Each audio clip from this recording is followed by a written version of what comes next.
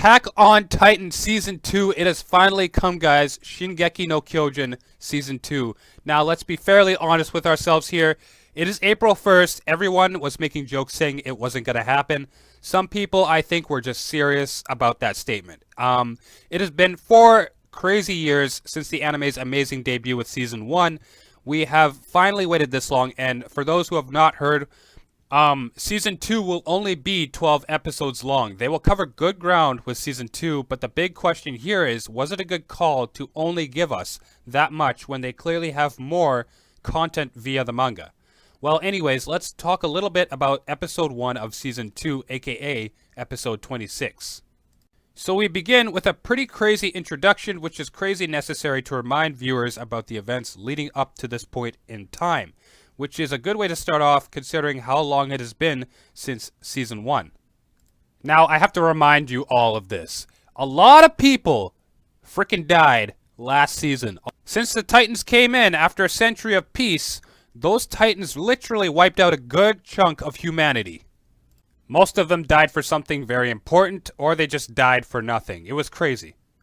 In the introduction, before we jump into the new events of the episode, Armin does explain what has happened.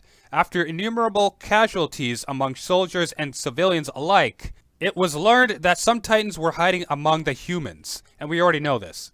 Finally, 5 years after the first wall fell, humans succeeded in capturing one of the disguised Titans, Annie Leonhardt. And I don't even have to remind you guys how good that episode was when Eren was fighting Annie for the last time, and it was just simply beautiful. It was amazing. I loved it. I loved what happened in the end with Eren, and it just shows what's to come in Season 2. The final episode left us with a lot of questions that were unanswered. How is Annie able to crystallize herself, and how long will it last for her? And also, what's with the Titan in the wall? That is the next thing we're jumping into. Why is there a Titan in the damn wall? Why is there a Titan in the wall? I can tell you right now, I would not be able to sleep at night knowing that there's a colossal Titan in the wall. And all the soldiers' reactions who were present there, their reactions were priceless. Truly a terrifying secret that has been kept from a lot of people, and the priests knew about this, and yet they said nothing.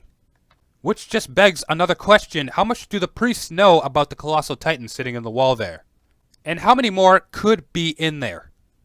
See, what it comes down to now is that humans are not just battling Titans, they are battling humanity itself. The trust issues are there. There are a lot of trust issues. You cannot trust anybody. Anybody could be a Titan. You don't know what is going on in this show. And I can tell you right now, it's not going to go well for these priests at all. It's not going to end well at all for them, because they're keeping a lot of secrets, and if they have anything to do with the Titans, they're in big, serious trouble. That one priest that was being interrogated and threatened by Hanji-san, he had no problem keeping the secret to himself. Sooner or later, he will have to answer for his crimes. I was honestly pissed at this part because the soldiers deserve to know what they're up against right now. They've shed so much blood that they don't even know what they're fighting for anymore. They don't know who they're fighting for because they cannot trust these priests. They cannot trust anybody. They cannot even trust each other. We don't know what is happening anymore. Yet these priests cannot provide simple answers because there must be some kind of consequence behind it. The only thing that the priests revealed to them is that sunlight should not touch that Titan, period. Otherwise, something bad will happen. At the end of the day, it's just one more thing to worry about for humanity. It doesn't feel like a step forward to them anymore. It feels like a step backward. The only thing I have to say for that opening that I saw, the Season 2 opening is spectacular. It is beautiful. The animation is completely gorgeous. I love it. I loved every second of that opening. We are fortunate to have the same singers that sang opening 1 and 2 for the third opening. Now, 12 hours prior to the fight with Eren and Annie, we jump into south of Wall Sina, and it shows a couple familiar faces. We see Coney, Sasha, Reiner, and Berthold. And I'm not completely sure what they were doing, but it seemed like they were just sitting around waiting for orders, to the point where they realized that Wall Rose has fallen. Now, one of the characters had a really neat design, and you couldn't really tell if they were male or female, and that was Nanaba. And I can tell you right now, I did research, Nanaba is female, so you don't have to worry about, debating which gender that person was. Because I honestly myself couldn't tell. I really couldn't.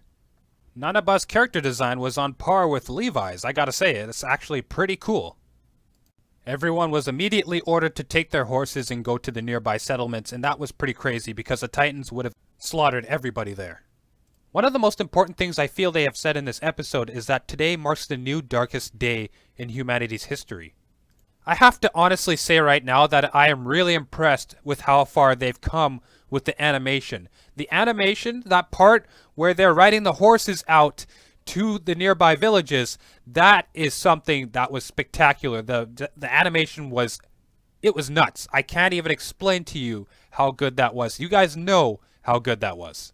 That was a serious improvement on their part. Kudos to the animators who did this episode. Humanity lost a really good soldier in this episode. I am referring to Mike. A bunch of aberrants started going wild, and then he split himself off from the rest of the group to use himself as bait and lead them away. I gotta say, it took serious balls for him to do something like that. That is something I could never imagine myself doing in order to save others. Someone like that in Attack on Titan is worth 100 soldiers, no doubt. What amazed me even more was the fact that they said that his skill was second to Captain Levi's, which basically proves that he's worth more than 1,000 soldiers. He was cool, he was valiant, he did his deed, he did what he needed to do. He bought time for the others to escape, but he wasn't expecting what was coming next. I wasn't even physically or mentally prepared for what was coming next in this episode.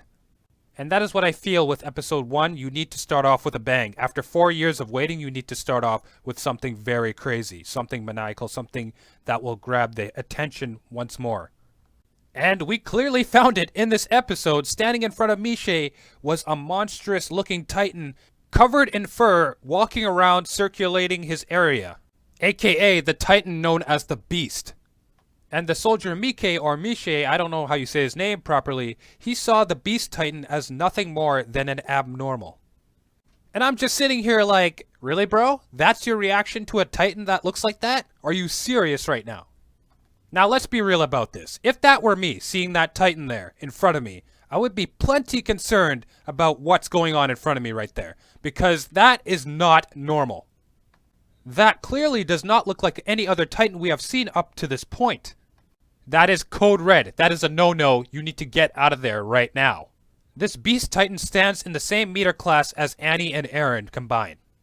About 17 meters to be exact. Should that abnormal appearance not tell you that something is definitely wrong? This Mike guy was screwed from the minute he entered its territory.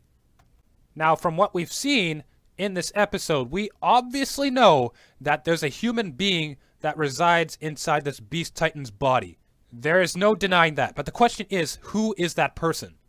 I felt so sorry for that horse. I really did. I'm so sorry. That poor horse, that was brutal. He squeezed the life out of that horse. That was seriously brutal. And then he just threw the horse at the guy like a flipping ragdoll. And it was at that point we already knew that Mike was going to die. Because look at it this way, guys. He had no way to escape that. His horse was dead. He had no trees around to use the maneuver gear, and he was surrounded by Titans. He was finished. And to add even more to this critical situation that Mike was in, this Beast Titan could talk. That is unbelievable. This crazy presence that this man Mike was standing in was too much for him to handle. Just that presence alone, and the fact that this Titan could talk, it was too much. It was too much pressure. His face, you could see it all in his face. This man, he knew he was going to die at this moment. Because, honestly, if you heard that, how would you feel in the first time in your life battling Titans, you could hear one of them talking, speaking your language? That insanely low voice, the way he's just sitting there looking at him as he's dying, is just a critical part in this show. That would just have you lost for words, because that part, you just can't explain how gruesome that part was. And the craziest thing about this episode is that the Beast Titan was ordering these other Titans to do his work. He is ordering these Titans around to do his evil bidding. Who is this guy? It is completely safe to assume that this Beast Titan is more than we thought it was. He has the power to command other Titans. Is it possible that Annie knows anything about this Titan at all, and is it affiliated with the Colossal and Armored Titan? And another big question back in Season 1 was, what was Annie's purpose for abducting Eren? Where was she taking him? I don't know what else to say, guys. I am literally frightened by this Beast Titan and the way that everything went down in the last part of this episode. Just the way that Mike was being eaten was literally, it was terrifying. I couldn't explain how terrified I was. I think for Season 2, Episode 1's epic entrance, the fear that has been engraved into me, I think it is because of this Beast Titan and the way he just looks at people. The way he's looking at Mike right now, it is literally just saying death. The expression on this Beast Titan's face, the Ape Titan, I guess you could call him, the way he was looking at Mike, I just cannot explain it. I can't explain it. It was sickening. The look on this Ape Titan's face was gross. It was disgusting. Like it was a sign of pity, like he was just toying with him. Because Mike's life was now in his hands. There was no escaping that deadly grasp. I cannot get over that look that that Titan was giving him before the final moments of his death. The way he just sat there and looked at him, and he asked him a very valuable question. What is that thing that's around your waist? Now it's clear that whoever's in there, he has no idea what that device is. I cannot get over that sinister look that he was giving him before he died, though. Now, before we end this review, I want to talk about something really important, and that is Mike's death. Before he ends up dying, he remembers something that he said, something very important. Only when a person stops fighting do they lose. And then when he remembered that, he immediately jumped up, started screaming, picked up his sword, and decided to fight. That was amazing. Because if he didn't do that at that moment, he knew he would die for nothing. Anyways, guys, that's all I have to say for this episode. Everything that happened was truly astounding and devastating at the same time. I am looking forward to the second episode. I cannot wait. The wait was totally worth it. I'm glad we finally have Attack on Titan back. How do you guys feel about the first episode? Be sure to let me know in the comments. And I will see you guys in the next Shingeki no Kyojin review. Peace out, guys.